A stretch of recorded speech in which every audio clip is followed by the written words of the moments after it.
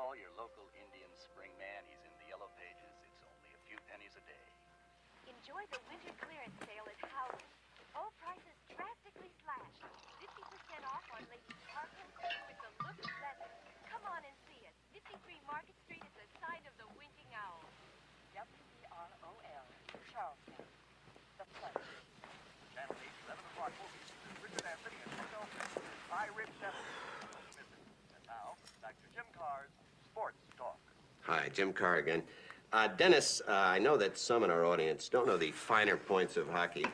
Could you tell them, for example, what is icing? Well, icing happen when the puck come down, bang, before the other guys. Mm-hmm. Nobody there, Mm-hmm.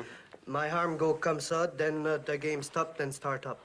Mm-hmm. I see. What is high sticking? High sticking happen when the guy take the stick, when he go like that. You don't do that. You don't do that? Oh, no, never, never. Why not? Against the rules. You're stupid when you do that. Just some English pig with no brain Dennis, at all, What is slashing? Slashing is like that, Mm-hmm. And there's a penalty for that? Yeah. And for a trip also, Oh. like that, and for hook like this, and for spear, like that. Mm-hmm. All bad. Bad. You do that, you go to the box, 2 minutes by yourself, and you feel shame, Mm-hmm. And then you get free. The Chiefs are at home tonight against Sport at the War Memorial at 8. Good seats are still available. A look at sports. I think that went very well.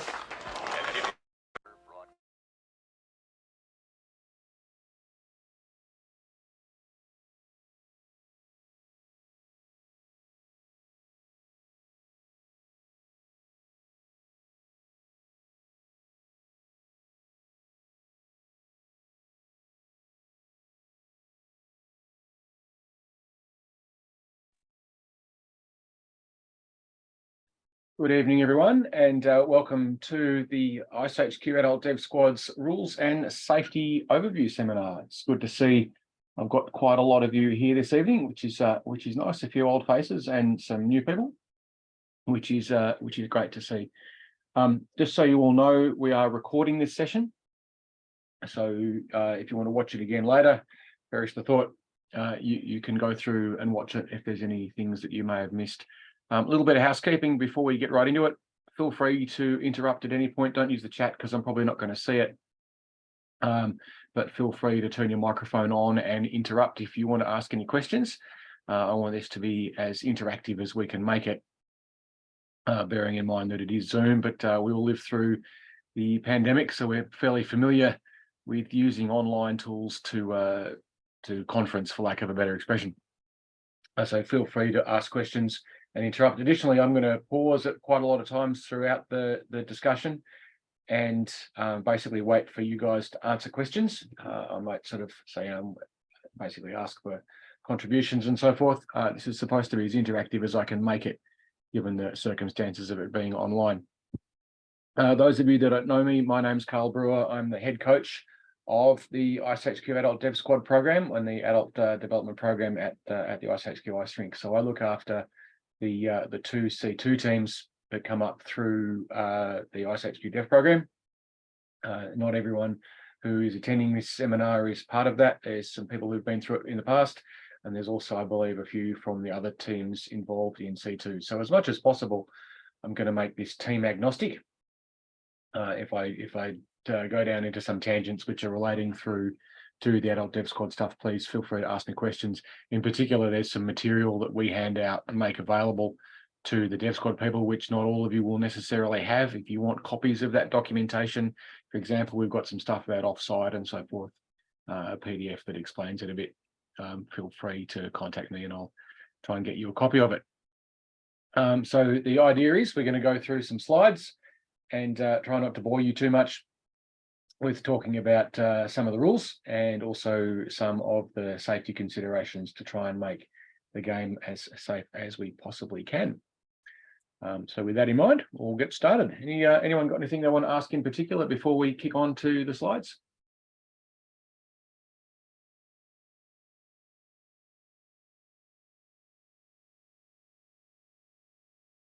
No, good. We'll kick on. So please don't be afraid to put your virtual hand up and ask questions and so forth, because I don't want this to just be me talking blankly at a screen. I've done enough of that over the last few years. I'd much prefer it to be as interactive as we can possibly make it. Bearing that in mind. All right. So one of the first rules that's really important is, and the referees are really strict on it, is if a referee blows a whistle, that means the game stops. It stops absolutely completely. Why do you think that might be the case? If people keep playing, you could get a goal scored when nobody's paying attention, or someone could get hurt. Yeah, it's more that someone could get hurt, but you're right. In particular, goalies are very vulnerable. So if you're banging away at the puck or something or other and the referee blows a whistle, you stop. If you're about to shoot on the net, for example, and the referee blows a whistle for any reason, you don't take the shot, because the goalie at that point switches off. They hear the whistle blow, they stop paying attention, usually. Goalies are a bit special at the best of times. And as a result, you can certainly, it's an injury risk. So that's pretty important that we make sure that we stop.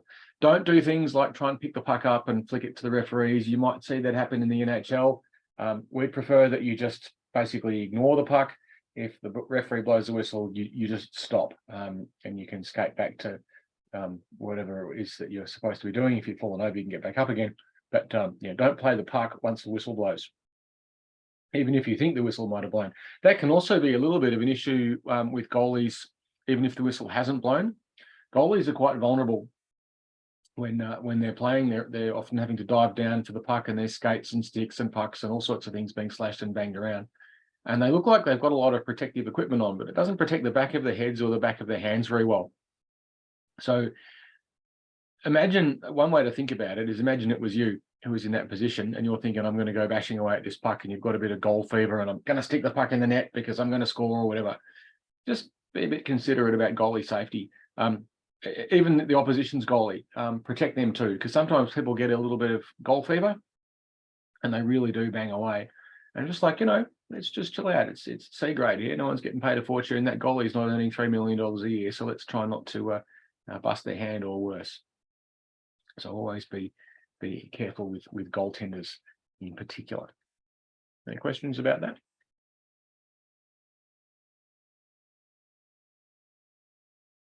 It's a pretty simple one. All right. So a question that pops up a lot and is quite important to get your head around and to understand is the rules around contact. What ideas have you guys got about what the contact rules are in hockey in B League?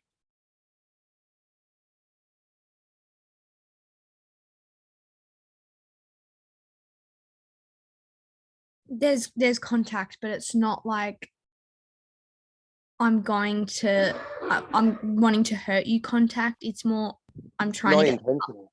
Not yeah, intentional. not intentional. That's the word I was looking for. Yeah, it's not so much that it's not intentional. You are allowed to make contact, and you are allowed to intentionally make contact. What you're not allowed to do is to play with the intention of separating your opposition from the puck. You're allowed to contest the puck, and if that involves a collision, that's the way it goes. So there is contact. So in that way, it's if any of you played field hockey before? Yeah, I have. Yeah, you know, field hockey, you're not allowed to make contact at all. You're not even allowed to put your body in the way. I played field hockey once and didn't last very long. In field hockey, you're not even allowed to put your body in the way. You have to. I don't quite know how it works, but it's kind of weird. In ice hockey, you can. It's a contact sport. It very much is. But it's not. You're not allowed to do what's known as checking. So checking, I'll show you a video example of that. It's probably the best way to explain it. I'll show you what's not allowed. So just give me a sec while I pull up a video of it.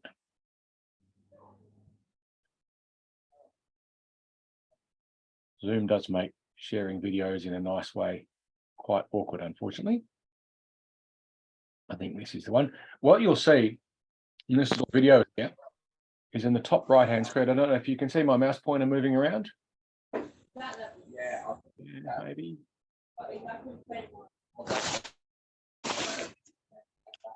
Whoever Oppo CPH2273 is, I'm not sure if you're trying to contribute or not. I'm getting background noise from you. I might just mute that if that's okay. Yeah. But yeah, can you see my mouse moving around in the top right-hand corner of the screen? We cannot see your mouse. Can't see the mouse. Okay, right. I will draw a box and hopefully the annotator will behave itself. This is a updated version of Zoom. Who is the annotator on this thing? Whatever. Doesn't matter. Watch the top right-hand corner.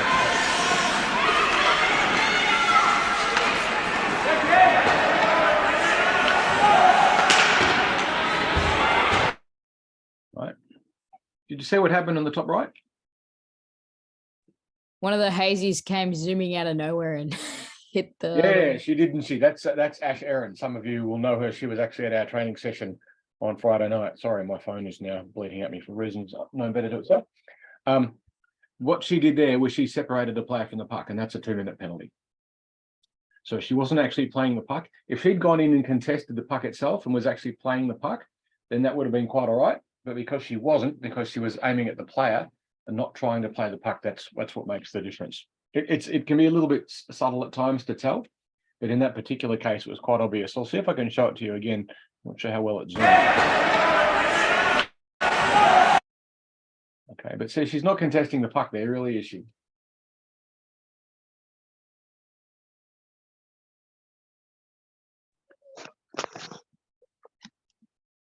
You can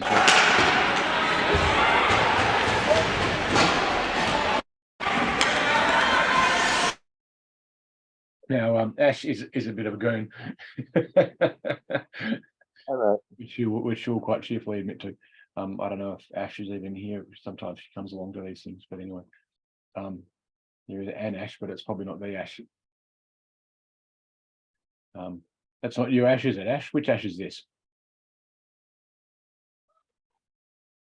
Oh, Ashley Jones. No worries. So it's not Ash Aaron. All right, it's all good. It's different Ash. I'm still trying to come to terms with 35 new names, so you'll have to bear with me a little bit. All right, I'll go back to the share so you can all see what I'm talking about. Hopefully, anyway. Oh, geez, just soon make it difficult. The other thing you can have is what's known as fair push and shove. So in what's called the slot, which is the area in front of the goal mouth, and I'll just pop that up on a screen so I can kind of explain it to you for a moment. I want to get this. And this will give me an annotator. So the area in front of the net is called the slot.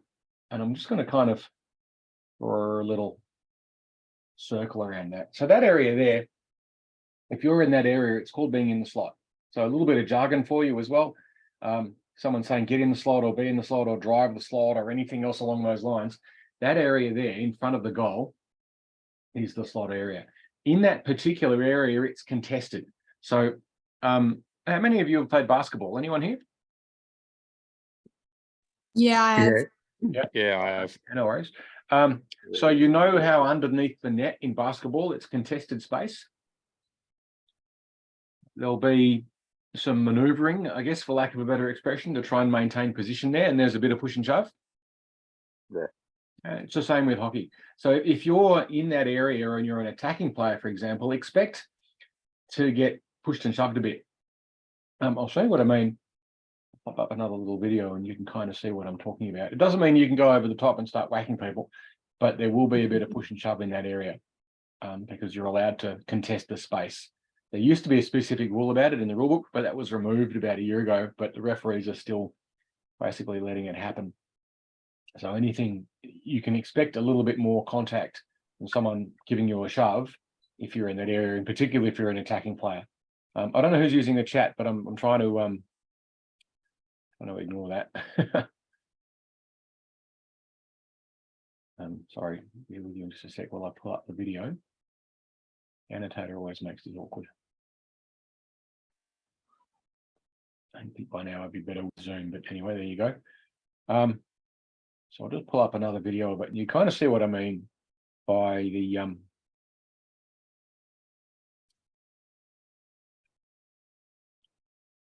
one there, one here where we've got a push. So here's an example of what would be classed as fair push and shove in the slot.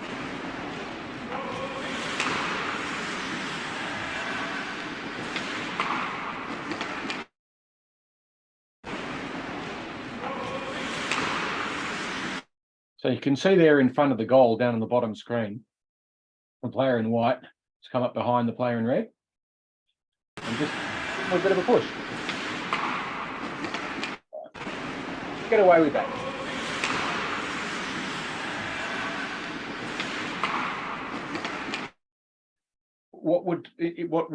What sort of things would you think you wouldn't get away with? Well, if they're swinging your stick at their legs. Say again? Swinging your stick at their legs. Yeah, trying to trip them up. That would get you in trouble. Anything else?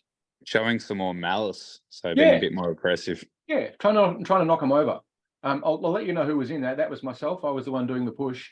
And the guy who was getting pushed was a guy called JT, who sooner or later you'll all get to know. He plays for and coaches one of the Hellfish, I think CB3 at the moment. So you'll probably see him around the rink quite a bit as well, if you haven't yet already. And I just gave him a bit of a push, but I knew who he was. I knew if I gave him a push, he wasn't going to fall over. I just wanted to establish some space, which was exactly what we did. And that's perfectly fine. You can do that. You've got to be mindful when you do that you're aware of the players that you're pushing. Because this is C2 and everyone's beginners, not everyone can stand up very well. And that sort of push that I gave to JT there, if I did that to one of you guys, I'd get penalised. Because you'd probably go flying and fall over, and it would be an inappropriate level of push and shove. So you can have a bit of push and shove, but you've got to measure it, and you've got to be mindful of the safety of the players that you're playing against, and also their skill level. New players, you give them a shove, they fall over, they get hurt. It's a bad look. We don't want that happening. But that doesn't mean you can't battle for position. So I'll show you another video of that. I'm actually going to do this a bit differently because I'm not a big fan of the video player that Zoom is providing. I think this is the one. Just bear with me for a sec while I try and pull up the right video. Yeah, here we go. This is the one. I really don't like the Zoom video player. It kind of sits off on a different thing. Anyway, so there'll be no audio with this. But I think this time you'll be able to see my mouse moving. Yeah, we can see that. Yeah. Yep. Different video player works a bit better in some ways. So we're going to watch the bottom screen, I think. You see one of the hazies goes around. There's a puck bobbling around the back. This is fairly ordinary sort of play.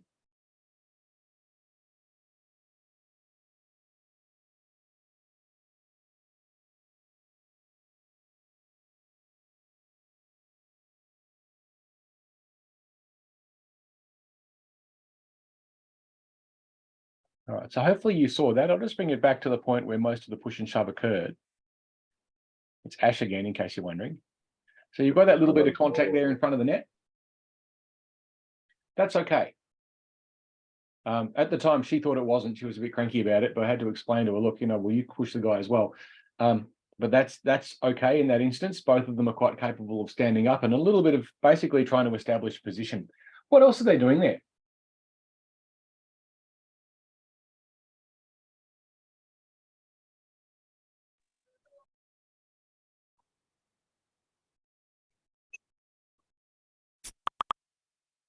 You got any thoughts? What's going on there? Goalie? Sorry? Protecting the goalie. Oh, maybe not protecting. They're blocking the goalie's vision. Yeah, it's called screening. They're blocking the goalie's vision. So the guy in the blue, that's Ryan Hart. He's trying to, it's called screening the goalie. He's trying to get in front of the goalie. And the goalie there is Lily. I'm not sure if Lily's here tonight, but she'll be goaltending for the Hazies again this winter. And basically Hardy's trying to get in her line of sight so she can't see the puck, which is perfectly legal as long as you stay out of the area. Goalies don't like it very much. They tend to get a bit cranky when you do it, but you're going to do it to them. And Ash is trying to push Hardy out of the way because she doesn't want him to scream. And so that's why there's that little bit of pushing there. Lift it up off your feet and so forth, but they both stay upright and that's perfectly okay. If one of them had have knocked the other one over, it would have been too much. So we get a bit of a better view of it here. All right, so see how essentially what was going on. Just watch the replay again. See if we get a better view of it. All right, so Hardy's coming in and screening. Now the mistake Hardy's making there is he's looking at the play. But he's trying to get in the way while that puck comes in, and Lily manages to make the save anyway. But that's an example of legitimate push and shove. You're allowed to do that as long as it's measured, and as long as you say, there's no maliciousness to it. It's just basically a fair battle for position, and that's all right. Keep your hands down low, keep your stick down low. Don't go sticking your stick between someone else's leg and corkscrewing it. Don't go whacking someone with a stick, all those sorts of things. That's bad. You do 2 minutes and so forth, and worse, you hurt people. But you are allowed to battle for that position. And during our training sessions, we'll go through that a lot too. And I'm sure that the lights and the deals and the Griffins will also be working on that sort of appropriate level of push and shove and battle for position there. What sometimes happens with new players who aren't necessarily aware of that rule is they'll get a push in that area and they'll think the referee isn't doing something about it. And so, well, the referee doesn't have to do something about it because it's actually legal. You are allowed to be pushed in that part of the rink. So don't escalate. If someone's giving you a push when you're in front of the net, expect it and deal with it, because it's going to happen. And as you got through the grades, it just gets more and more rigorous. But certainly in C2, it's a friendly push rather than a nasty push. It's a bit different in B grade where it gets a little bit more rigorous, but that's the idea behind it, is you are certainly allowed to give someone a little bit of a push and maneuver, lift their stick up, that sort of stuff, and be annoying, I guess, for lack of a better expression. Any questions about that? So if you were to give someone a push with the intention of literally just pushing them out of the way, Yep. and they lost their balance and fell over, would you get a penalty for that? Probably. Yes. Because it would probably be too much. It'd be a little bit of a line call with the referees. Some referees would be more likely to ping it than others.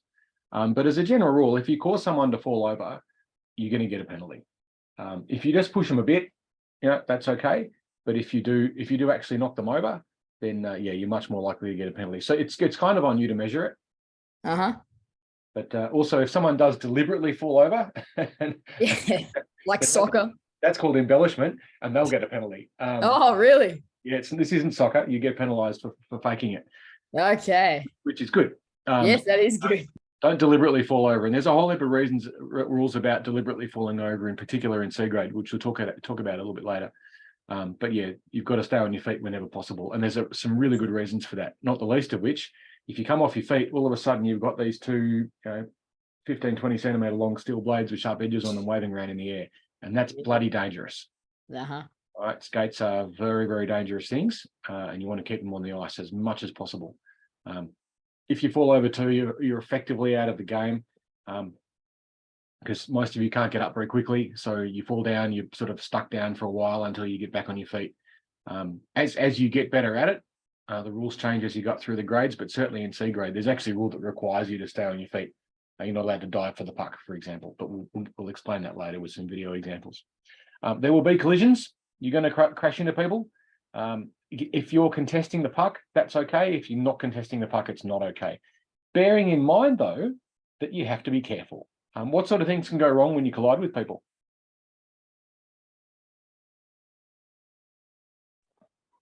Well, you could smash into the ice for one. Yeah. An ice rink is a dangerous place. We wear all this gear and we feel kind of invulnerable, but there are some areas on the rink which are particularly dangerous.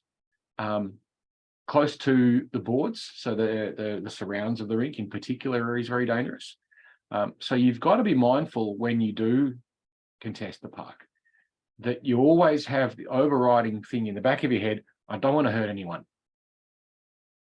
Because you don't. And if you do want to hurt someone, you're not in my team, I'll boot you out. So we won't tolerate deliberate aggression. But you always want to play with that element of respect for everyone's safety, not the least of which is your own as well, because when you collide with someone else, you can also hurt yourself. But yeah, there will be collisions. Get up quickly, keep playing, but don't deliberately initiate a collision, especially close to the boards, because that can be a very, very dangerous thing. But the principle is player safety. Always be respectful of that. Be aware of the fact that a lot of players you're playing with don't skate very well. You're all beginners. You're pretty sketchy on your feet. Someone gives you a knock, you're going to fall over. I'm going to show you another video now, which is relevant to that. And I've got permission from the girl who's in it, which is, you'll see why I wanted her permission.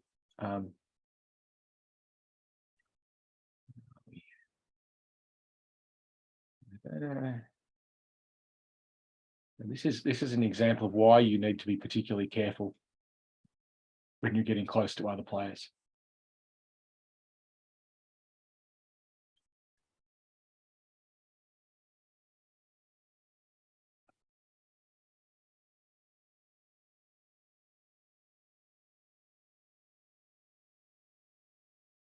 All right, what just happened?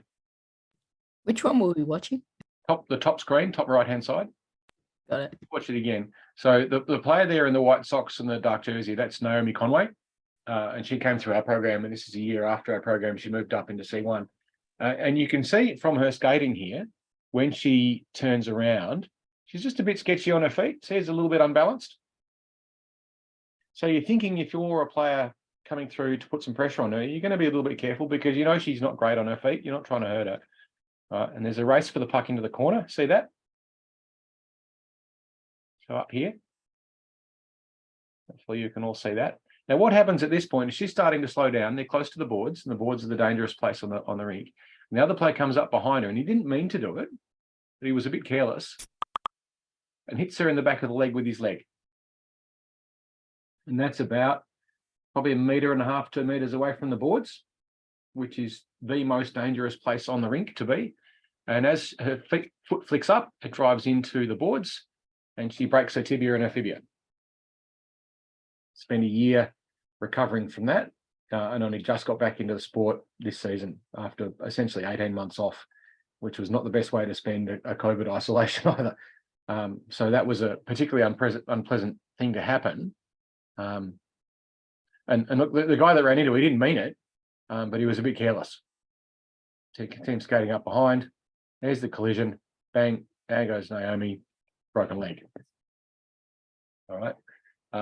So when you're chasing someone with the puck, you always want to bear in mind that you don't want them to get hurt. So it's not worth breaking someone's leg or worse, their neck, which can happen if they go the other way, for a puck battle in the corner. It just doesn't matter that much. So make sure you've always got that overarching principle. We're playing to keep each other safe. And that's really fundamental. In addition, it's not the NHL, no fights. If you get into a fight, you'll get suspended. And if you initiate a fight, I'll kick you off the team. So don't. All right. There's only a few things that will get you booted from our team, but getting into fights is one of them. We have zero tolerance towards that. So we will not have it at all. It's not what we're all about. Carl, can I just add something to that last little bit there? Of course. Just in terms of for player safety in particular, especially C2, like you said, it's very much about looking after people and going into the boards hard and fast. In C2, I honestly, from a ref's point of view, I don't think that's a great idea. If you look like you're not going to win that race to the boards, back off and then battle for it. Exactly. That's exactly what we teach, and we talk about it before every game at the start of it. And I presume that all of the other teams do something similar, which is that it's all about respecting that safety. And so the rest of you know, Dave is one of the referees, and I think also coaching one of the other C2 teams as well this season. So he's got some really valuable input on that. And as a referee, he'll have some interesting stuff to input. But he's absolutely right. Be mindful when you're chasing up behind someone to back off if you can see that it's likely to be a collision, because it's just not worth those sorts of injuries. It's a horrible thing to happen, and no one wants to be a part of it. It doesn't happen very often. I think that's the worst one we've seen in a couple of years, but ideally it would never happen at all. All right, more about the contact rule. You can read through this. What we play under in the beer league is what's called the women's rule. I think it's an unfortunate choice of words because I think women should be allowed to play full contact hockey just as well as men can at the elite level, but we play under, it's called the women's rule. You can download the rule book, and I recommend that you do. And if you ever want to put yourself to sleep, it's a good read, although there's some funny stuff in there.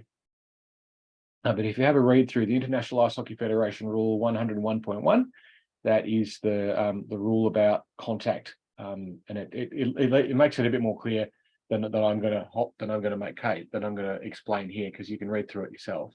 And we've also got a handout which we'll give you if you want, but it talks about what you're allowed to do in terms of in terms of legal contact, bearing in mind that safety consideration. There's also a really good series of videos put out by the American Hockey Federation, whatever they call themselves, which I'll put up in the Dev Squad Facebook group either tonight or tomorrow, with some video examples. It goes into quite a lot of detail, more detail than probably we need to. But the gist of it is you're allowed to hold your ground and you're allowed to contest the puck. So if someone's skating towards you, you don't have to get out of the way. If someone is skating towards you, it's their obligation to move around you. You're not allowed to then move into their way, with the exception of being in the goal mouth. That's probably where you're allowed to be a little bit more assertive. But in general rules, if someone's skating along towards you, you don't have to get out of their way. You can hold your ground and you can brace. So if they're going to run into you, you don't have to let them knock you over. Again, not like basketball where you have to fall over if they touch you. In hockey, you can hold your ground. So don't be afraid to brace your feet. And if someone wants to run into you, that's their problem. Within reason too. You'll find some people just can't stop and can't steer, and so they might run into you totally by accident. In which case, give them a hug. It'll slow them down a bit. And there's penalties for that as well, which I won't go into the detail of. You can read through that yourself, but that's certainly the case. You're also not allowed to shepherd. So who's played Aussie rules football here? Yeah. You know how in Aussie rules you're allowed to shepherd. You're now allowed to get in between. You're allowed to go between a tackler and the ball carrier. Yeah. Not allowed to do that in hockey. That said, it does happen. And it's a bit of a grey area because sometimes when you're skating around, one of your teammates can get in the way, and it can be a little bit of a discretionary call on the part of the referee if they think it was deliberate or not. But you're not allowed to deliberately shepherd. Sometimes it can be a bit of a grey area. But for example, if you're not a puck carrier and you can see someone going to check or put pressure on one of your players, and then you skate towards them to try and drive them out of the way, that will be shepherding and you get penalised for it. If it just happens as an incidental part of the game, then you won't. And it's one of those gamesmanship two things where you'll often find an experienced player might just do what looks a little bit like a shepherd, but not quite. Bit of a line call. The referees may or may not pick up on it. But as a general rule, you're not allowed to block, get between someone who's trying to chase the puck carrier and the puck carrier. So just be mindful of that. You're not allowed to shepherd, for lack of a better expression. You're not allowed to deliberately block someone's progress, again, unless you're contesting the puck. If you're contesting the puck within reason, you can do almost anything, proviso being player safety. Okay? So basically, once you got the puck, you're by yourself. Say again? Once you got the puck, you're by yourself.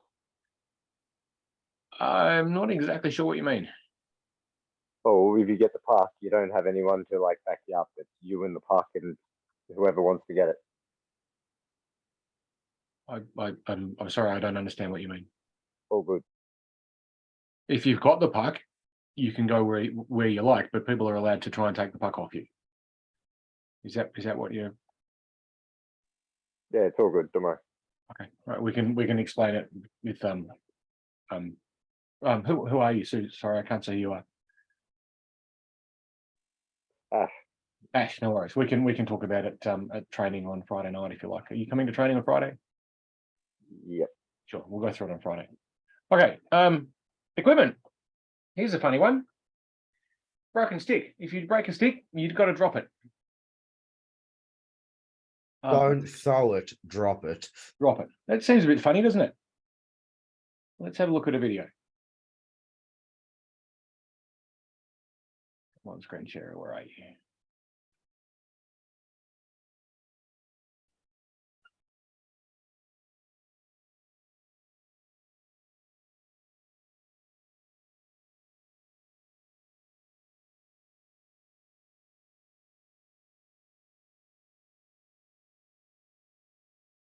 So just go back and watch that again. It's up there on the point. It's Michael McMahon, just here. Watch what happens. Oh, now he's got half a stick. So watch what he immediately does.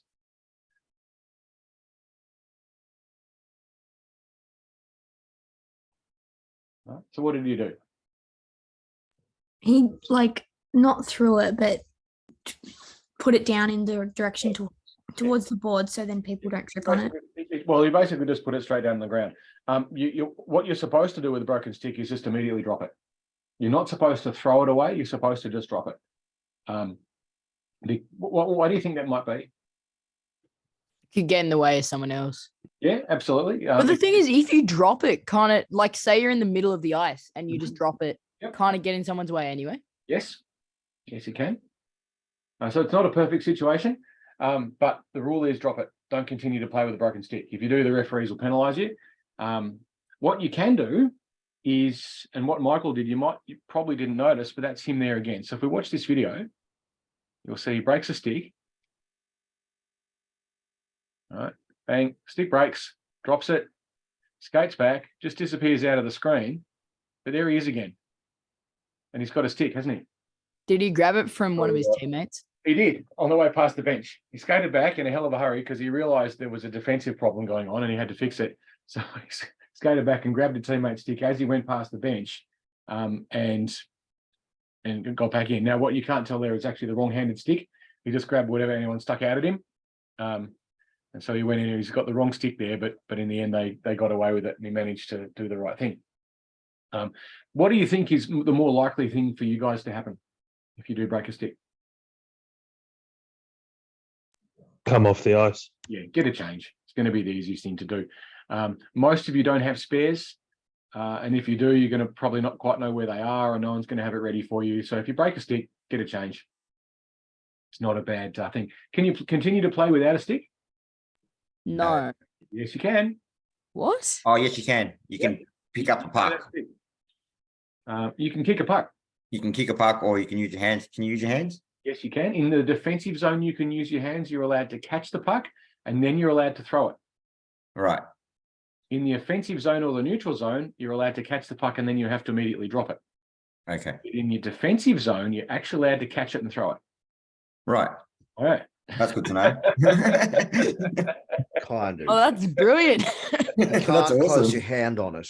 No, but you can catch it and throw it. So you can catch it and kind of flick it like a sort of a netball sort of a thing. So You're if it, not allowed to sorry. carry it. But you can catch and immediately throw. So that you're allowed to do. And additionally, you can get in the way. So if you're doing something like, for example, a penalty kill, which we'll talk about later, you're allowed to continue to stand and own position. And sometimes that can be pretty useful even without a stick. It's obviously better if you have one, but it's not an actual requirement. So you can continue to play. But as a general rule, break a stick, drop it, and then get a change. And hopefully you have a spare. You'll find that most of us who've been playing sort of the old school guys usually bring at least 2 sticks to every game, because in the old days, they used to break a lot. The old timber sticks, and worse, there were these 2-piece composite sticks, which had a carbon or a fiberglass shaft, or some of them were aluminium shafts, and then a timber head, and they would snap all the time. So we'd always bring spares. It's a lot less common these days because the modern sticks tend to break a lot less. It doesn't mean they don't break, but they don't break anything like as much as the old ones used to. So you can usually get away with having just the one stick, and you'll probably go seasons and seasons and seasons without breaking them until you start to go up through the high grades when it can get a bit more rigorous. But as a general, you're unlikely to break a stick in your first couple of years of play. So it's not such an issue. But if you do bust one, drop it. Okay? Yep. And where were we? Share screen. Back to our slides. If you've got a helmet, some of you will start getting your own helmets. It must be an ice hockey helmet. It can't be a lacrosse helmet. It can't be a cricket helmet. It can't be a bicycle helmet or anything like that. It has to actually be an approved ice hockey helmet. Additionally, at iceHQ, you have to have at least a visor, which must go down to the tip of your nose. Now, if you're playing IHV, so Ice Hockey Victoria, if you're a female player, you're required to have a full face cage. At iceHQ, if you're a female player, you only have to have a visor. You don't have to have a face cage. So it's up to you. It's entirely your decision. We think, and I think it's right, that if you want to be an idiot and have a visor instead of a full face cage, and I'm one of those guys who just has a visor, it's your decision, not the rink's decision, and it should be the same for the boys and the girls. And so that's what we've done at iceHQ. But if you're playing IHV, for example, as a female player, you're required to have a full face cage. But we don't. You just have to have a visor as a minimum. If you are going to use a visor, very, very, very strongly recommend you use a mouth guard. It may make a difference in terms of saving teeth if you do wear a puck in the face. It does occasionally happen. You may occasionally catch a stick in the face. It does occasionally happen. It's not deliberate, but it can happen, and a mouth guard may keep your teeth intact, which is of some value. You'll see there's a photo of Hayden Dawes. See where he's got his mouth guard?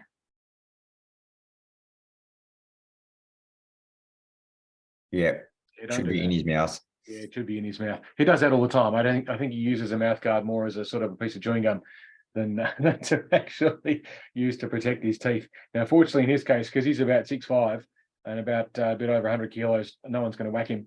So he's pretty safe without a mouth guard in. But that's a judgment call. If you're going to wear a visor, wear a mouth guard and have the mouth guard actually in your mouth.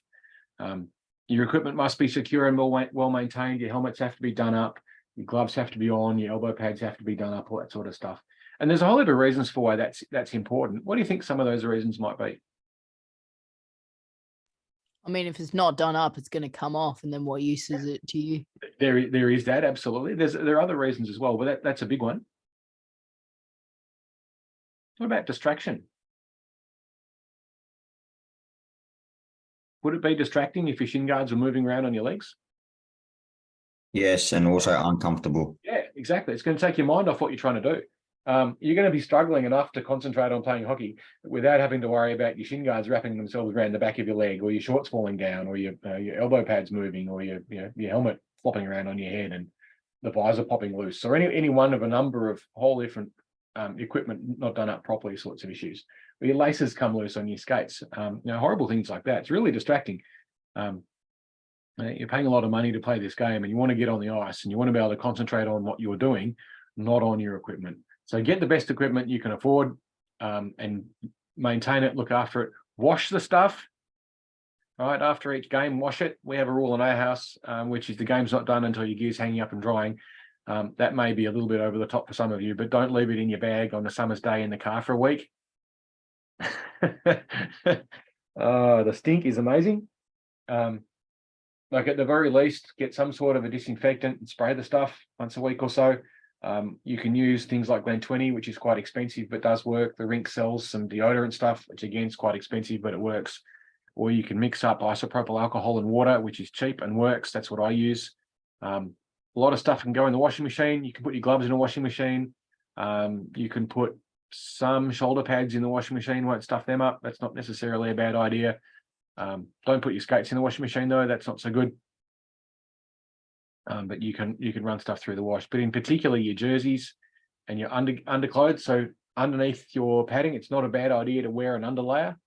I wear a synthetic thing which the rink sells, but like polypropylene thermal underwear is pretty good too, or even just a t-shirt. That's not bad. And then wash it. It'll protect your gear and means it lasts longer and doesn't smell as bad. Because gear that's been left in a car for a week on a hot week in the sun, it's pretty special, and it's not the sort of special you like. So look after your gear; it'll last a hell of a lot longer if you do, and your teammates might want to sit next to you in the change room. All right, some miscellaneous rules. High sticking. You've got to keep your stick down. You're not allowed to play the puck over the shoulder. You're not allowed to score goals if the puck is deflected from over your shoulder. And you're not allowed to whack someone in the head. Seems obvious, doesn't it? There's a photo there of Brady Lindell there getting a high stick from a guy from Adelaide. I think it's just clipping him in the ear. It wasn't intentional, but it happens. That's an automatic penalty. The referees have no discretion on it. If you get a high stick and it whacks someone in there, they have to give a penalty. I'll show you an example of what can happen when you're just being a little bit careless, for lack of a better expression, which is very common.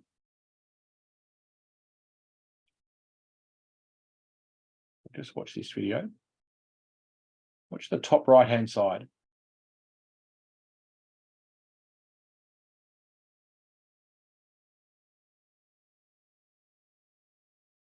All right, did you see that? I'll watch it again. we're talking up in this area here. Can you see my mouse moving around? Yep. Watch that interaction there.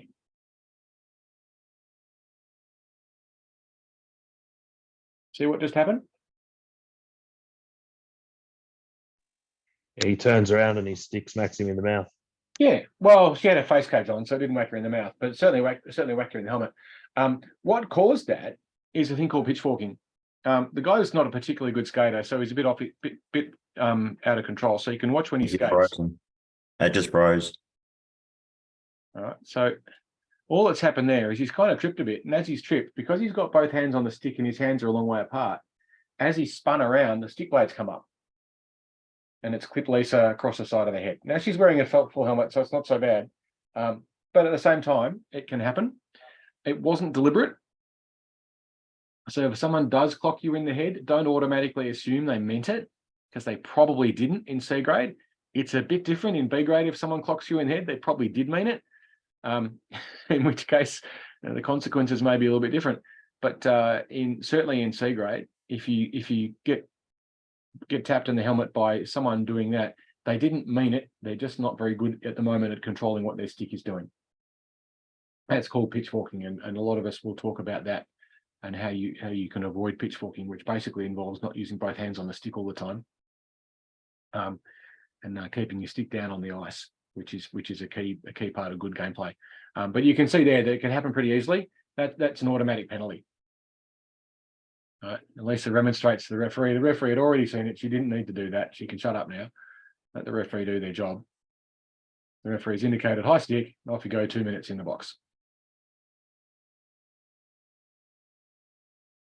Okay.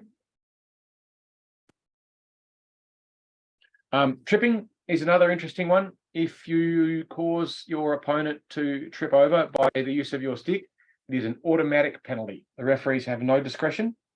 Doesn't matter if you meant it or not. Doesn't matter if you're contesting the puck or not. If your stick makes your opponent trip over, you will do a minimum of 2 minutes for tripping. So sometimes it just happens and there's not much you can do about it. Sometimes you'll be contesting a puck and your stick gets tangled up and your opponent trips over. It's just one of those things. You've got to deal with it and do your 2 minutes. But yeah, don't get cranky about it if it happens to you as well. Certainly in C grade, the vast majority of players don't mean to be tripping people up. It's just because they're not particularly good at getting their stick out of the way. So don't escalate if someone trips you, and be aware that if you do get penalised for a trip, the referee couldn't say, yes, you meant it or no, you didn't. They just have to penalise you anyway. It's an automatic 2 minutes, or worse if it's malicious. But certainly if you just get tripped over, it'll be an automatic 2 minute penalty. Diving. There's two contexts for diving. One of them is embellishment, which is pretending that something happened when it didn't, and you'll get penalised for that, for bad sportsmanship. But the other one is, and this is a rule that's unique in C grade, is we brought about a rule which says you're required to stay on your feet. You're not allowed to dive for the puck. Now that's best illustrated with some videos. So I'm going to show you a couple of instant examples of that, so you can kind of see what we're talking about. Most of these feature the same player who was pretty notorious for it, just through excessive enthusiasm, for lack of a better expression. And you'll see here why it's so dangerous.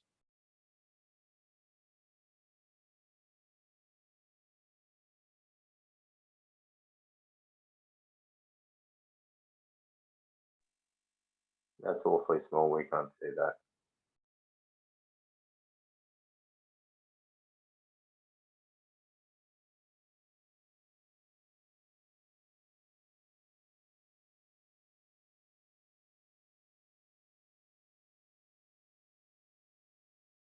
You see what happened?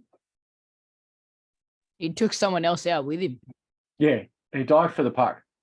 You can see how dangerous that is. Imagine this is, fortunately, it was towards the end of the game, so the ice is a bit grippier. It's a bit snowy. If that was at the start of the game, the person that he tripped over with his stick while he was diving for the puck would probably have gone headfirst into the boards. What would possibly happen then? Breaking neck. Yeah. Bad day, right? Really bad day. Yeah. about the worst day you can have. So we'll just see it again. So this is one example. It's particularly dangerous is to dive for the puck. So that was one very, very obvious example of it. There's a couple of others as well, which I'll just show you now. I think also there, sorry, Carl, just to interject. You can also see that he does cop that other skaters like skates to the ribs, and no amount of padding is going to make that feel good. Yeah, so there's a bit of self risk as well, isn't it? It's just the wherewithal. He's diving directly at the net, like it's boards on their own are bad enough. You're also diving at solid steel net. Like there's lucky that it was a decent enough outcome out of that than 2 injuries. Yeah, could have been a lot worse. So here's another example of it.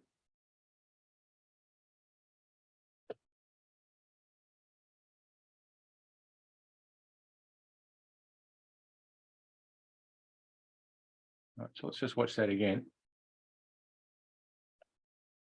The dive there to play for the puck. That's an automatic 2-minute penalty. Sticks straight under his feet. There's a possible trip as well, but it's also the dive. So he's left his feet to play for the puck. You're not allowed to do that in C grade. It's different in high grades. You're allowed to, because usually by the time you get up into the high grades, you're a bit more aware of what's going on. But in C grade, it's all beginners. So we've just got a rule which is designed to try and reduce that. You might also notice beforehand, there's a bit of push and shove in this little play, isn't there? A few collisions going on. Yeah, in the middle. But that's okay. They're all contesting the puck. There's nothing wrong with that. They're all trying to go for the puck and running into each other. So that happens.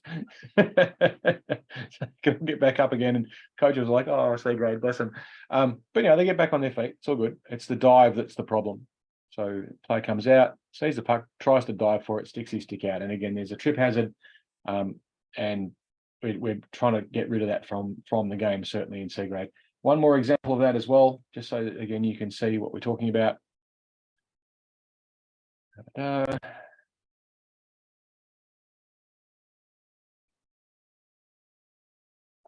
See that dive there?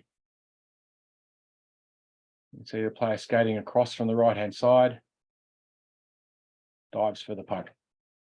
All of those examples are automatic 2-minute penalties. And there's a couple of reasons for them. And not only is there the safety issue, which is pretty obvious. What else does diving for the puck do? Causes injuries. Yeah, potentially. What else? It takes you out of the game. You're not playing anything or doing. Takes you out of the game. Absolutely. You can't get back up fast enough. So for the vast majority of you, diving for the puck takes you out of the game. It's a lot of people will cheer for you as being really committed and putting your body on the line. It's C grade, don't do that. And it also it takes you out of the game, because once you're down, you can't get back up very quickly, and you're not very useful. You're better off staying on your feet for a whole heap of reasons. Not only the injury risk side of it, but also the pure fact that you're usually taking yourself out of the play. Stay on your feet, yeah. And all of you coaches, and I know I certainly will be before the start of each game, will be reinforcing that every single pre-game briefing. It's like, stay on your feet, keep your stick down, play with safety and respect towards your opponents. Try not to cause any injuries. Back off if in doubt. So it's a very fundamental thing to how we play. It's a game with more than enough risks. We're not trying to make it any worse.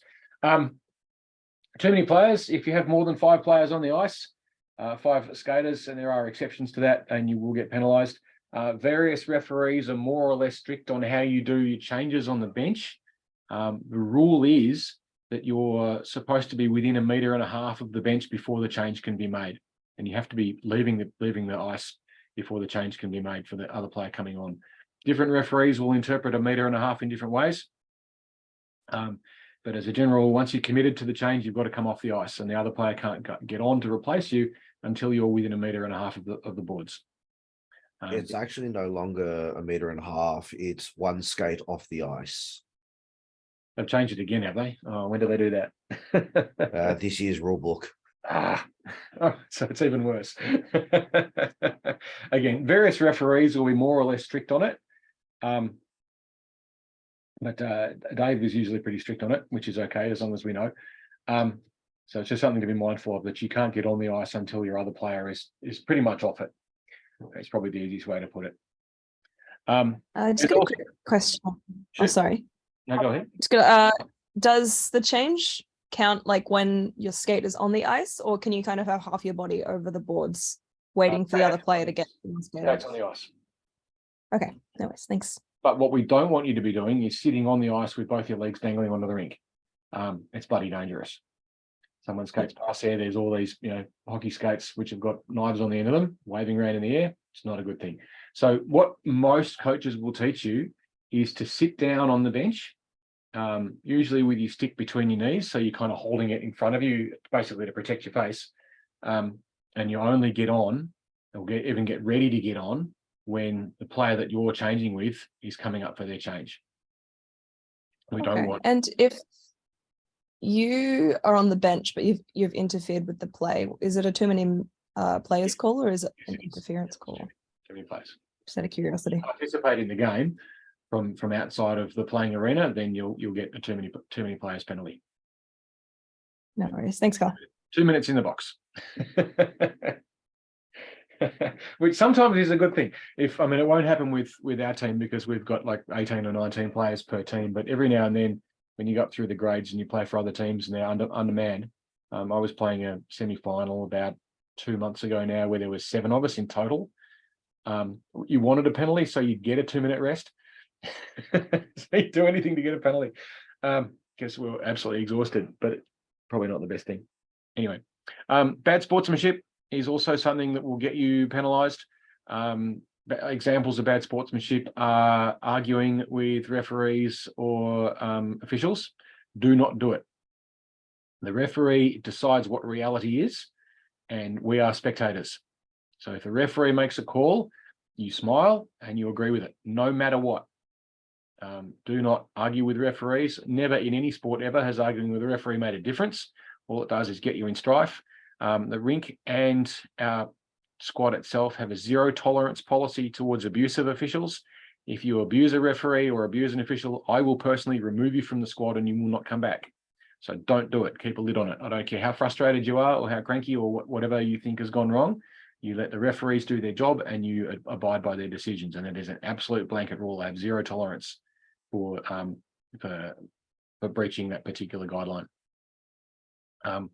That's a big deal for us. Our referees are precious to us. We need them, and it's just the way things should be done in sport anyway. So that's something we're very, very tough on. Don't argue with your opponents. If you score a goal, don't skate past their bench, waving at them and smiling and saying, "Ah, I gotcha." You can celebrate with your bench, but you don't taunt the opposition. It's very bad sport. So we're pretty big on that. We want you to be good and valuable members of a community, not assholes. So play nicely and always play within the spirit of the rules as well as the letter of them. That's a really big deal for us. We want everyone to be a good sport. So pretty much we're there to have fun, not to start fights. Yeah, that's a pretty good summary. Absolutely. Yeah. If you got to enjoy it. Yeah. But there's the thing about it is with any sport, there's always emotion, and people get involved in it as you should. We want passion. We absolutely want passion. We want passionate players, but you've got to be able to control it. You're not allowed to go stupid and start abusing people. That's no, that's right. That's going too far. But look, some people do. I think in the entire history of our program, we've had 2 people who've caused major issues, and both of them, after a stern talking to, they managed to control themselves. So we haven't had to remove anyone from the squad, which is good because I don't want to. And I think we've been running it now for about 4 or 5 years. So we've been pretty successful with making sure that we don't lose track of why we're all there, which is to have fun and enjoy our sport and enjoy the community. Right. Sorry, Carl, if I may. Cool. Do the referee, if you were to get a penalty, do the referees come over and tell you what you've done wrong? Because we're all new and learning still. Like, do they actually sort of not sit you down, but sort of explain and go through with what you've done and how you've done it wrong? As much as possible, they will. It's a time constraint issue. Because we don't run what's known as stop time. So the clock continues to run. So from the start of the game to the finish, the clock will continue to tick. So if a referee spends 2 minutes explaining something to you, that's 2 minutes of game time we're missing out on. That said, they will usually escort you to the penalty box. Quite often you don't know where it is. And while they're doing that, they'll often explain to you what you did or what they think you did, which won't necessarily always be the same thing because your perceptions can be different. But they will explain to you that, you know, you might not have seen it, but you tripped your opponent up or you whacked them in the face with a stick. You might not have even known you did it. Or, you know, some finer point of something you did wrong, they'll usually explain it to you. And most of the referees will. Does depend a bit on the ref and how much time they have, and also how tired they are. If they've done like 5 games in a row, they might be pretty gassed and a bit low on patience. So remember that referees are humans too. They will sometimes get a bit fatigued, and sometimes they lose patience. But even if they do, we've still got to go with it. If you're ever unsure, ask me. If you're in our team, I'll do my best to explain to you as well. Or if you're in one of the other teams, then your coaches will be able to manage that as well. We don't want you to say, "Oh, bullshit, ref, that's not what it was," because they'll get you 10 minutes, not 2 minutes. Okay. Only that's arguing with the ref. So exactly, yeah. So thanks, Carl. It's a big no-no. But yeah, as a general rule, they will explain to you. Dave's pretty good at explaining it to you. If we ever get Mark, what's his surname? I've forgotten. He's pretty good at explaining. Crowther's pretty good. Crowther's pretty, yeah, Mark Frello's good at explaining. Crowther's pretty good at explaining. Some of the younger guys probably a little bit less because they're not quite sure of the rules themselves. But the more experienced refs, in particular in C grade, will generally explain to you what they think you've done and why you're getting the penalty, which helps a lot because they know that it's a beginner's grade, and they're there to help as much as they can as well. If you learn the rules better, it makes their jobs easier as well in the future. So everyone benefits from that. Okay, offside. This is a rule which is designed to prevent cherry picking. So you know in Australian rules football, you can kick to a full forward who's waiting in the goal mouth for the ball. Can't do that in hockey. You're not allowed to enter the offensive zones across the blue line until the puck has gone in. And if the puck comes out, you all have to go out before anyone can go back in. Now, that's easiest explained with a video. So I'm going to show you a video.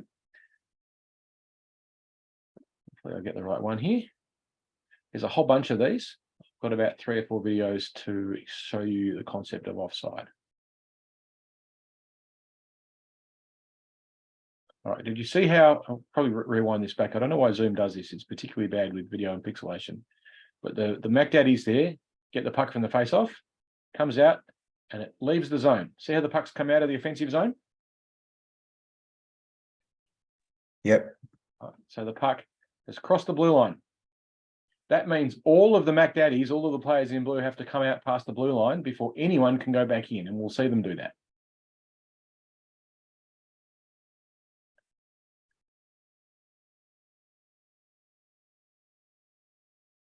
You see how they all came out before anyone went back in? Now, just by way of trivia, what makes this such an easy video to understand, do you think?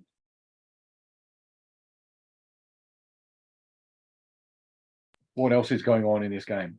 Because Foul they're play. penalty kill. Yeah, exactly. So Yes. the Hazies are back in what's known as a box defense.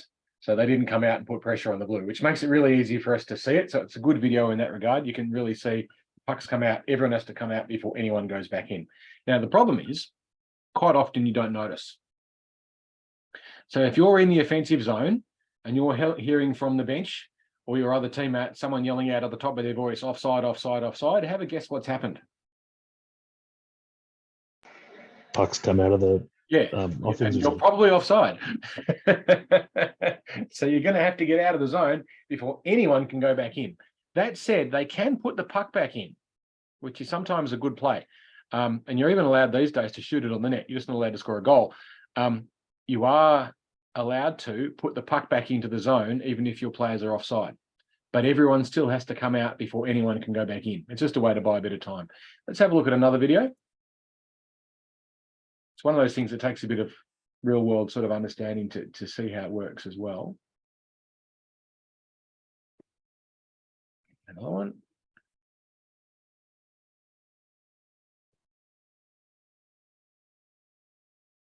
Puck comes out. Oops. And we get pinged for it. So just watch that again. Hopefully Zoom won't pixelate it. See how the pucks come out? Yeah. So Mac Daddies are on the attack. Pucks come out of the zone. All of the Mac Daddies have to leave the zone before anyone can go back in. Yeah, let's see what happens. It's gone back in, so that means it's offside. Yeah, two of them were still in there. Until in.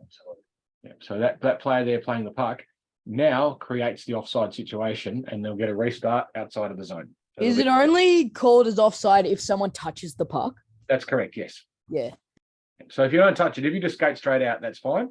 But if you play the puck, then yes. Even if you play the puck by accident, if someone hits the puck into you, then you're still offside. So you've got to, basically everyone has to come out before anyone can go back in. But you can put the puck back in. There is an exception to that, which I normally don't bother to explain. If the opposition puts the puck back in themselves, then it wipes the offside. But don't worry about that for the moment. It doesn't happen very often. So we won't worry about that for now. You can deal with that later on, even when it happens to you. All right. If you're in your own defensive zone, you're never offside. If you're in the neutral zone, you're never offside. It's only if you're in the attacking zone and the puck isn't in there. I sent out there's a thing on the iceHQ Facebook page today, which I put out, which has some more information on that. There's some more video examples. There's loads of ways to explain it. Our offside rule is the standard one. There's nothing weird about it. There's no iceHQ uniqueness about it. It's just the standard iceHQ offside rule. Sorry, it's a standard ice hockey offside. It's the same everywhere around the world. So there's nothing magic about it. And any videos you find explaining it on the internet are probably going to be right. But if in doubt, get out. Especially if someone's yelling offside, offside, offside, because I know I will be. It's like, oh, am I offside? Am I? Yes, yes, you are. And it's certainly for the first 6 weeks, it's pretty common in C2 for people to get caught offside a lot. Alrighty, icing. Who knows what icing is?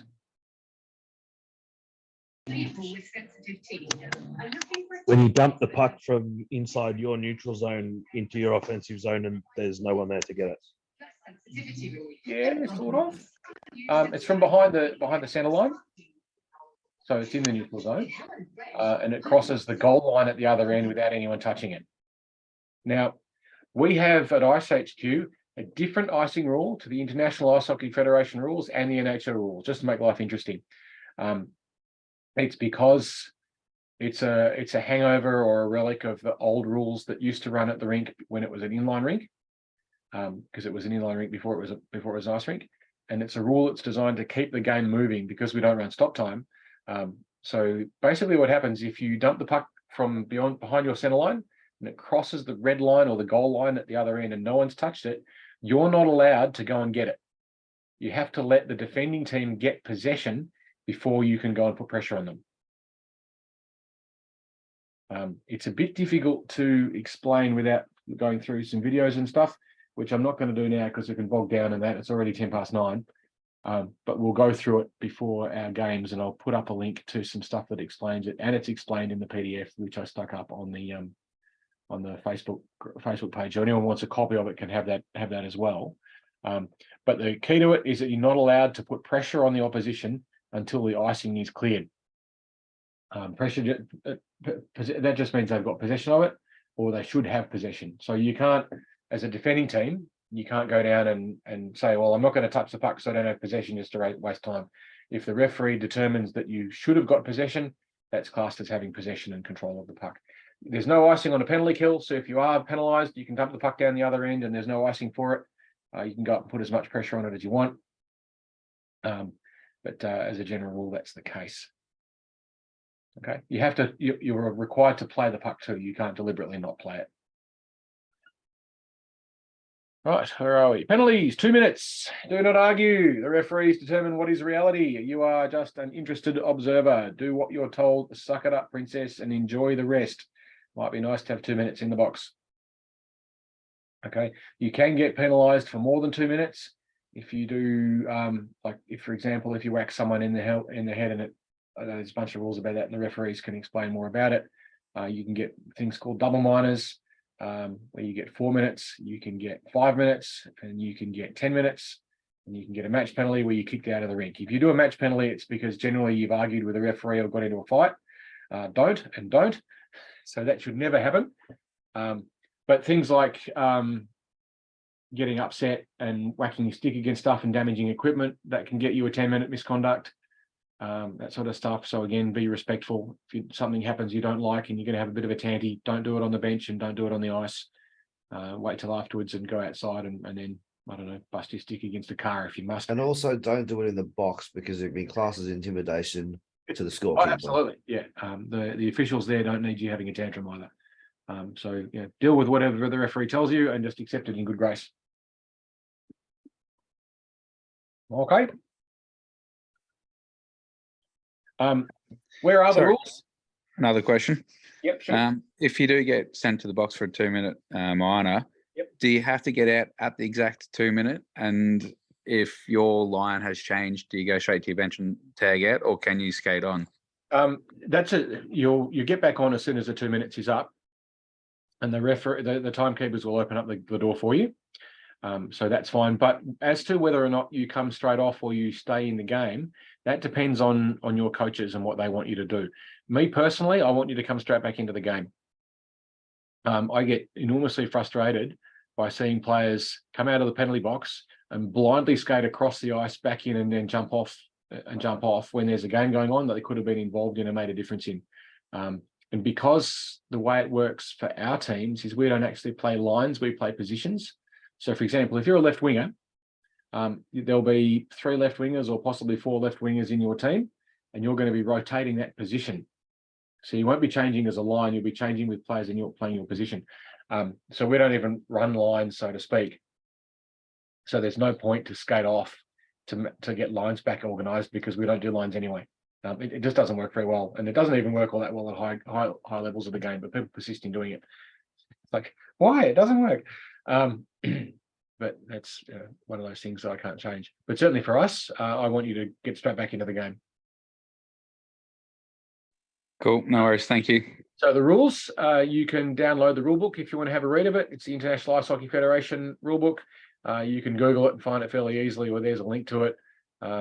If you want to, it's probably easiest just to Google it. We do have our own variations, but it's worth having a read through that rule book if you're interested. It's couple of 100 pages. It's mostly pretty boring, but there's some stuff in there that's like, really? They have a rule for that? Because pretty much everything you can think of now, there's a rule for. So that's kind of our rule book, which defines things. But we've got our own local variations as well within iceHQ, in particular, the no diving rule and the different icing rule are the 2 most significant differences. And there's some other differences about what happens when you if you disagree with the decision or something or other, there's the appeal process is different and so forth. But that shouldn't be an issue for anyone in C grade, because if you get that stroppy, I'll kick you out. All right, safety. We're almost finished. The hardest thing on the ice is the ice. We want to be careful. I've already shown you the video of Naomi's broken leg, haven't I? Yep. Yeah, we don't want that to happen. We don't want that to happen to anyone. Honestly, it was a horrible thing to happen to Naomi, and it's not the first time and it won't be the last. But there's a bunch of things we have to be very aware of when we're playing hockey. And that is that the environment we're playing in is very dangerous. You can move faster on skates than just about anything else human powered apart from a bicycle. So you can go very quickly, and the boards and the ice don't give. There is no give in them. If you hit them, you will be the one that breaks. Okay, the boards aren't going to break and the ice isn't going to break. So we have to be particularly aware of that fact. We've got to measure our effort. Just because you can skate tremendously fast doesn't mean you should. In particular, when you're learning, you want to skate within your ability to control what you're doing. Don't go hell for leather, because chances are you might hurt yourself or worse, hurt someone else. You're not allowed to ever kick or push your feet at anyone. Your feet stay on the ice. It should be obvious for why that's the case. Every now and then we've seen people who do kick, and that's one of the biggest no-nos in hockey. Keep your feet down, keep them on the ice. Do not kick or push at anyone with your feet. Those skates you have can cause significant injury.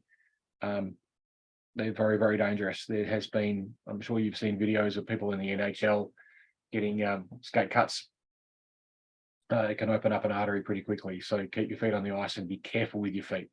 Don't ever use your stick as a weapon. It's incredibly dangerous. Especially these days, they can move so quickly. Sticks stay down on the ice and be as respectful as possible as you can with them. Don't ever try and deliberately knock someone over. It's not contact hockey where you're supposed to be knocking people over. It is contact hockey where you're allowed to collide with people, but we're not trying to deliberately knock them over.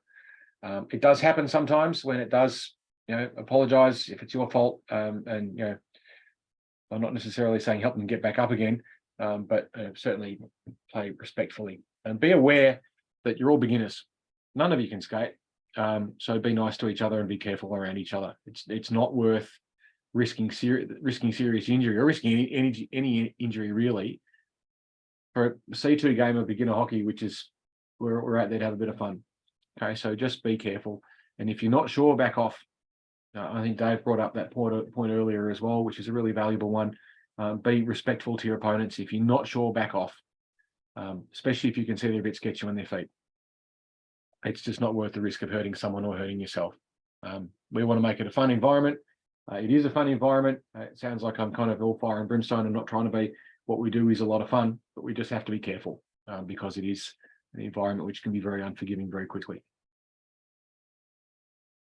Almost done. Good habits. Keep your stick on the ice. Pitchforking, I think I showed you a video earlier of a guy moving the stick backwards and forwards in his hand. Keep your stick down on the ice, stay on your feet. We know about that one. Take care when you're skating behind someone. We've been through that already. Keep the gate closed.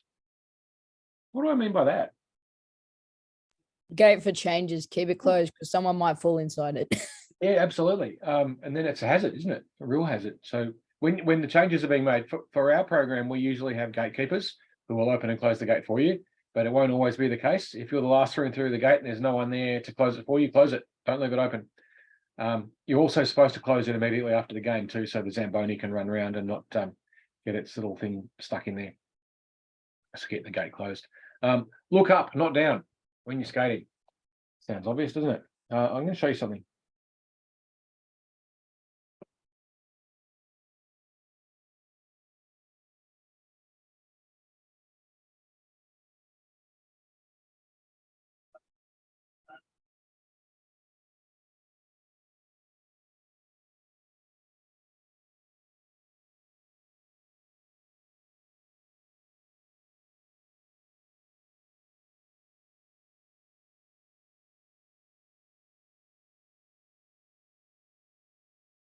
Was that anyone's fault? No. No, not really. That's an innocent collision. The guy on the ground got a pretty decent concussion out of it. And as we know now, concussions are much more of a big deal than they were when I was a kid. No pun intended. Well, yeah. But in all seriousness, that's a case where the big deals player in the red jersey was skating for the puck without looking around and seeing what was going on. It's just a bit of puck fixation. It happens to all of us sometimes. We get fixated on the little black piece of rubber, and we forget that there's other bodies around, and we run straight into them with our heads. And fortunately, no long-term injury there. But that was a concussion, and concussions are a long-term injury. But it's a bit of a sleeper. You probably won't know about it for 20 years. But just be mindful that when you're skating around, keep your head up, look where you're going. If you look at your feet all the time, you've got no idea what's happening around you and you run into things. So just be careful with that. And if you do see that coming, try and get out of the way of it. Again, it's a recreational hockey league. We're not trying to hurt anyone.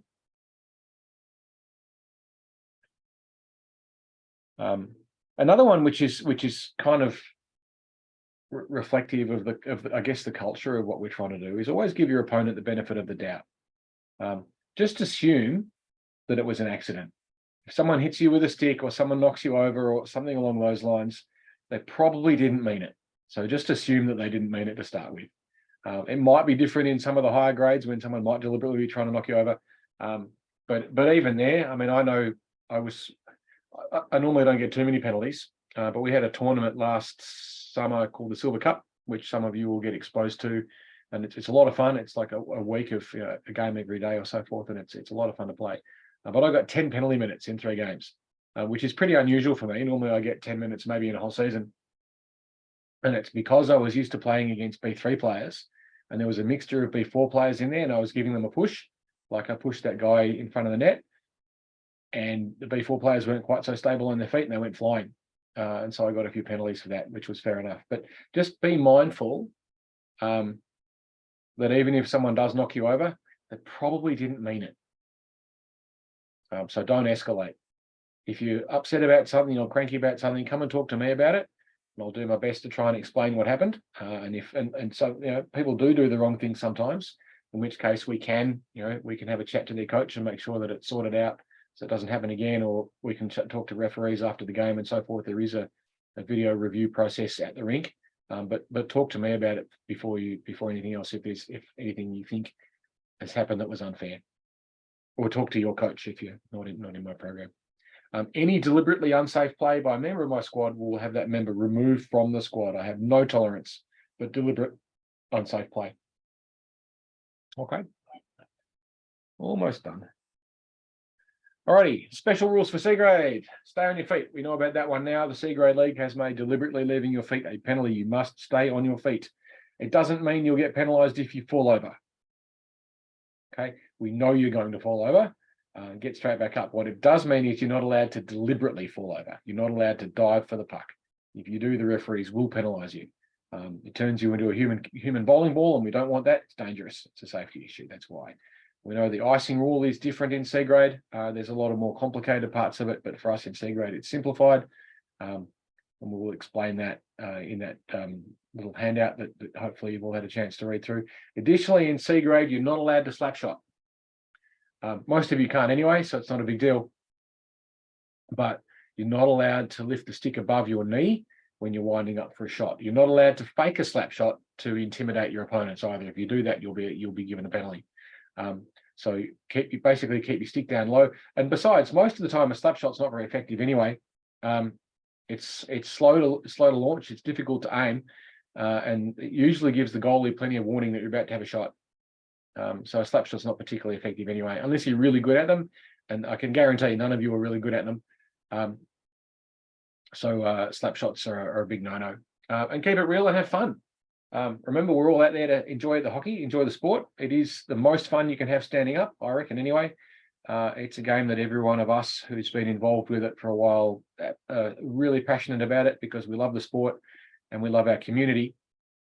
There's a lot of us who put in an awful lot of time and effort to try and improve it, and hopefully a lot of you will be involved in that as well, and we'll have a long and prosperous and fun career playing hockey through with us at iceHQ in the B League, and also at other places as well.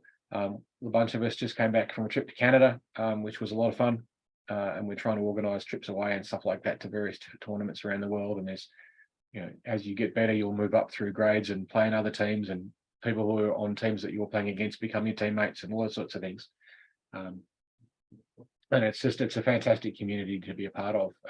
And so, yeah, we're really delighted to have you all as part of it. And yeah, keep it real and enjoy it. That's it. Questions? Any more? No, thank you so much, Carl. Great session. My pleasure. It's all recorded, so I'll stick the recording up on the Facebook page in about half an hour once it's all decoded. Follow-up questions, I'm always available. You can send me messages on Facebook, and also we've got our training session on Friday. Jane and I will be at the Stick and Puck tomorrow night too, and I go to most of the Wednesday morning Stick and Pucks when it's not school holidays. So we're always around. The referees are very approachable. If you see Dave, you can always ask him for help and questions. Gus is around too, and there's a bunch of people who pretty much everyone at the rink will help you if you're unsure about something. So take advantage of the community that we're trying to build. And thanks all for being a part of this session. I know it went for about an hour and a half, which is a long time. I do appreciate you being part of it. So hopefully you all got something useful out of it, and we will see you at the rink. My guys, I'll see you on Friday. Thanks, Carl. Thanks, Carl. Thanks, Carl. See you later. See you Friday. Sorry, Carl, I do have one question, if that's all right, before we head. Just on the shepherding interference, I was wondering with the if the defender is trying to jostle with a forward who's screening, is that ever called as shepherding or interference, or is that kind of just It can be. It depends Okay. on, but usually not. If there's a bit of push and shove in front of the goal mouth, then that's one of the exceptions to interference. There used to be a rule that was quite specific about it, but it was removed from the rule book about 2 years ago. So I've got a copy of it somewhere, and you can kind of have a read through it and say, oh, that's what they used to allow you to do, and they still do. So it's not. You'll find that if it's a goal mouth thing, there's a lot more leeway for interference. You're on the screen, you're allowed to get in the way. You're not allowed to prevent the goalie from moving inside their crease. So the goalie's crease is the blue area surrounded by a red line. That's the goalie crease. In that area, the goalie has right of way. Get in their way, you'll be done for goaltender interference. You'll either get a penalty or goals get disallowed and stuff like that. But if you're in front of that, yeah, I'm not going to say totally go for your life, but but you can go for your life. Your best, yeah. Yeah, you can be a lot more interfery, if you like, in that area around the front of the net, as both in defence and as an attacking forward. Okay, thank you for that, and thanks for putting the session on, Carl. I really appreciate Just it. expect a rowdy reception. That's all. Because goalies don't like it when you're in front of them, and sometimes they might surreptitiously whack you with a stick. They're not supposed to, but if you're going to get there, you're kind of dancing with the devil. Expect to get bitten on the bum. That's a really well. I'm a goalie, so I'll be whacking people with sticks. You know all about it. Yes, Carl. No worries at all. Okay, well, I'll see you on Friday. Bye. Will do. Have a good night. Yes. Yep. See you Friday, Carl. Thanks, Carl. No worries. See you on Friday. Get this thing to stop. Cheers, Carl. Here's Zoom.